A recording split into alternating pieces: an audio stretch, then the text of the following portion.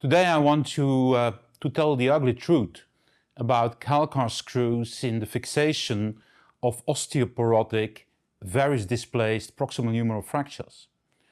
Already since decades we believe that we can solve the problem of these fractures using Calcar screws.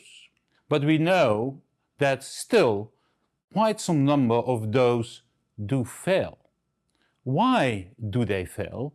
Because Varus displaced fractures cause a defect medial and posteromedial at the diaphysial metaphysial transition of the humeral head to the shaft. On the left of this slide you see a Varus displaced proximal humeral fracture.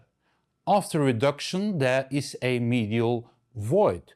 A void which can be quite voluminous. And the consequence of this is that after reduction, when I start loading, the head wants to tilt back into that defect.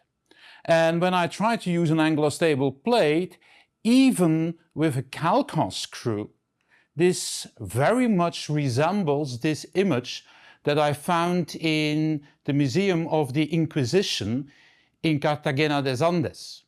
This tool, which you can see here more precisely, is supporting the shin of a person to be tortured. And because of the weight of the head on the pointed surface of the fork, this is extremely painful. And exactly that is what we are doing with our proximal humerus, which we fixed with Calcar screws. When we start loading this construct, we see how it fails and we lose our reduction. So the way to overcome and to deal with these fractures is to use the good bone in the superior part, preferentially by putting in a straight nail which will be surrounded by a donut of good bone quality. And now when the head wants to tilt over, it will hit the lateral aspect of the nail and the tilting of the head back in Varus will be prevented.